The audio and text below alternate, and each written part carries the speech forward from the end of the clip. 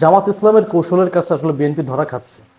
সত্যি বলতেছি, জামাত ইসলাম যে কৌশল নিয়ে সামনের দিকে যাচ্ছে, আমার মনে হয় যে বিএনপি ধরা খেয়ে যাবে। এবং যেসব তথ্য মাঝে মাঝে আসে, মানে অবাক হয়ে যায়।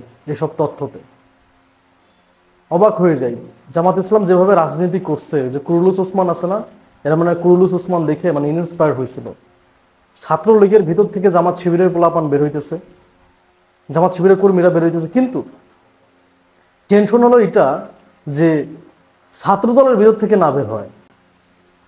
যে ছাত্রদলের অনেকে মানে জামাত ইসলামের কর্মী, মানে জামাত শিবিরের কর্মী, এইটা কবে বের হয় এই টেনশনে আছি। যদিও জানি যে আসলে এটা বের হবে না, বিকজ অফ জামাত ইসলামের ক্ষতি তো আর ছাত্রদলে কেউ করে নাই। কিছুদিন আগে একটা নিউজ দেখলাম যে চিটাগাং ইউনিভার্সিটিতে মানে জামাত ইসলামের কর্মীরা ছাত্রদলের কর্মীদের পিটাইছে। এই নিউজটা দেখলাম, নিউজটা দেখে খারাপ লাগলো। এই জামাত ইসলামের, আমি জানি না সত্য কিনা, মানুষ কিন্তু বলে যে জামাত ইসলাম অনেকে রক কাটছে, হ্যান করছে, ত্যান করছে, এটা কিন্তু বলে। কিন্তু আমি আসলে এই ধরনের কোনো তথ্য প্রমাণ আমি পাই নাই। যদিও এটা কিন্তু বাংলাদেশে ঢালাওভাবে প্রচার করছে কে, আওয়ামী লীগ। এখন জামাত ইসলাম যদি এই কাজগুলা করে, মারামারি পিটাপিটি করে, তাহলে বাংলাদেশের জনগণ কিন্তু ধরেই নিবে যে না, সত্যই বলছিল। এই ছাত্রদলের নেতাকর্মীদের উপর মানে মানে গায়ে হাত তুলছে, শুনলাম চট্টগ্রামে। একসময় কিন্তু চট্টগ্রাম, রাজশাহীতে এই জামাত ইসলামের মনে করেন যে একাধিপত্য বিস্তার ছিল। যাই হোক, এই আওয়ামী লীগ আসার পরে তো এগুলো সব দমে গেছে, এবং তারাও তো একদম এমনভাবে রাজনীতি করছে, মানে এই যে কুলুস উসমানের মতো বিভিন্ন জায়গায় গুপ্তভাবে ঢুকে, গোয়েন্দা হিসেবে ঢুকে কাজ করছে।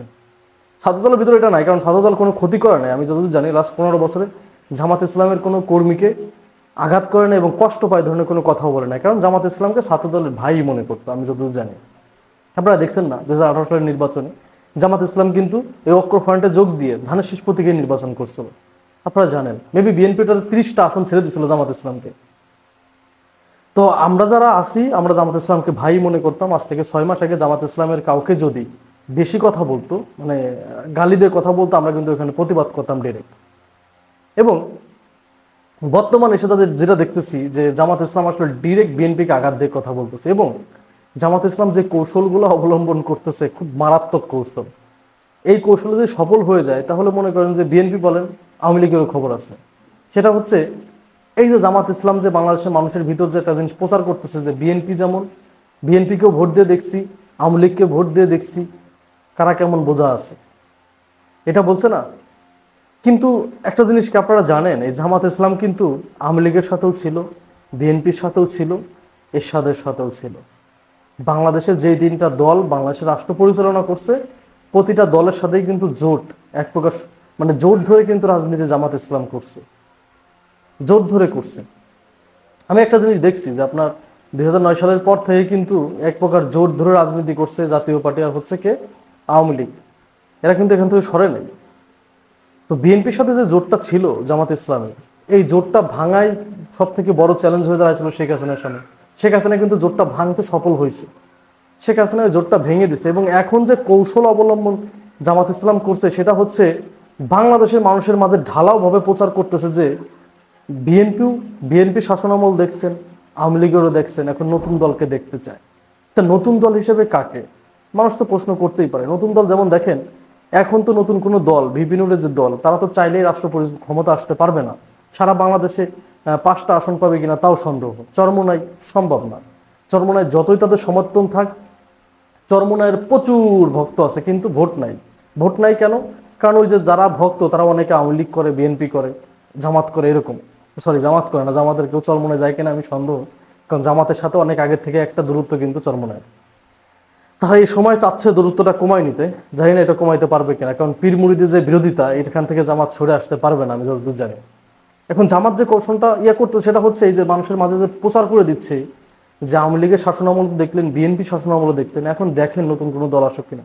এখন নতুন দল যদি বাংলাদেশে বিএনপি আওয়ামী লীগের বাইরে ক্ষমতায় আসে, সেটা একমাত্র দল জামাত ইসলামী আছে, এছাড়া কারো বা ক্ষমতা নাই।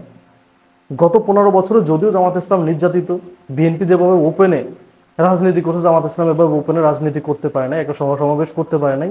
বিএনপি করছে, বিএনপি হামলা মামলা অপেক্ষা করে কিন্তু করছে, মায়ের খাইছে, পিটানি খাইছে, গুলি খেয়ে মানুষ মরছে, গুম হয়েছে, অনেক কিছু হয়েছে।